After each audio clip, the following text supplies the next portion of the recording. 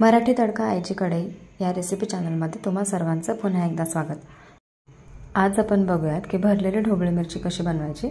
त्यासाठी 4 ढोबळी मिरची घेतला, त्यानंतर 2 कांदे बारीक चिरलेले, 1 वाटी शेंगदाण्याचं कूट घेतले, हळद, मीठ, लाल मिरची पावडर, बेडगी मिरची पावडर, कांदा मसाला, धना पावडर अर्धा चम्मच घालायचं सगळं। त्यानंतर हे सगळं मिक्स करायचं। यामध्ये 1 चम्मच तेल घातलं, तेलामध्येच पाण्याचा वापर न करता हे सगळं मिक्स करून घ्यायचं। भरपूर सारी बारीक चिरलेली कोथिंबीर घालायची, ती सुद्धा सगळी मिक्स करून घ्यायची आणि चांगलं भरभरून वाटण घालायचं आणि मिरची भरून घ्यायची। या पद्धतीने भरून घ्यायची आहे। बघू शकता मिरचीचं मी देठ काढले, देठापासूनच त्याचा आतमधल्या बिया वगैरे सगळ्या बाहेर निघल्या। मिरची पूर्ण रिकामी। आता आपण त्याच्यामध्ये मसाला भरून घेऊया। यानंतर आपण एक फोडणी घालूया।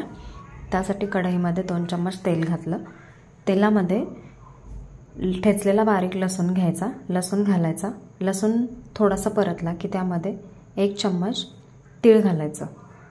तीळ घातल्याच्या नंतर ते परतायचं। त्यानंतर त्यामध्ये अर्धा चम्मच जिरा घालायचा, जिरा घालायचा, सगळं परतून घ्यायचं। लालसर रंग आला की उरलेला मसाला यामध्ये घालून तो सुद्धा परतून घ्यायचा। त्यानंतर भरली मिरची यामध्ये घालायची, अर्धा ते 1 ग्लास पाणी घालायचं आणि शिजायला ठेवायचे। झाकून ठेवा एक 10 ते 15 मिनिटं बारीक गॅसवर। त्यानंतर तुम्ही उघडून बघू शकता। चांगले मिक्स करून थोडंसं पाणी घालून झाकून ठेवा।